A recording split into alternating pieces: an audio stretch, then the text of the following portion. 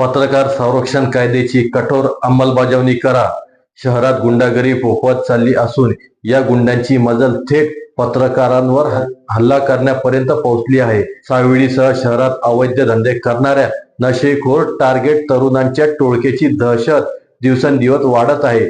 या टोळक्याने साम टीव्ही चॅनलचे पत्रकार सुशील थोरात यांच्यासह त्यांचा मुलगा सार्थक या दोघांवर पाईपलाईन रोडवरील HDFC बँकेसमोर गुरुवार दिनांक 20 ऑगस्ट 2026 रोजी सायंकाळी जीवघेणा हल्ला केला.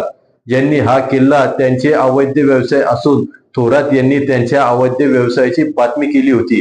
तेव्हापासून ते थोरात यांच्यावर हल्ला करण्याची संधी शोधत होते. चारचाकी वाहनाला डॅश लागल्याच्या किरकोळ कारणावरून हा हल्ला झाला. ठोकून टाकू, सोडायचे नाही अशी भाषा वापरत हल्लेखोरांनी केलेल्या हल्ल्यातून सुदैवाने सुशील थोरात बचावले. आज सुशील थोरात यांच्यावर हल्ला झाला, उद्या दुसरे कुणी असेल.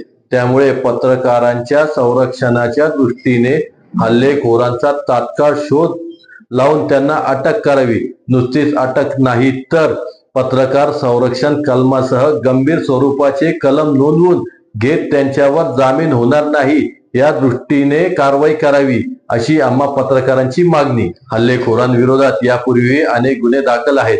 त्यांची पार्श्वभूमी ही गुन्हेगारी स्वरूपाची आहे.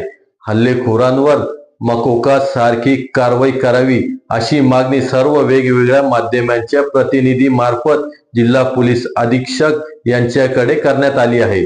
पत्रकार संरक्षण कायद्याची कठोर अंमलबजावणी करा. राज्यात पत्रकारांवर होणारे हल्ले, धमक्या आणि दडपशाहीच्या घटनांना आळा घालण्यासाठी पत्रकार संरक्षण कायद्याची प्रभावी आणि कठोर अंमलबजावणी करावी अशी मागणी सातत्याने करण्यात येत आहे.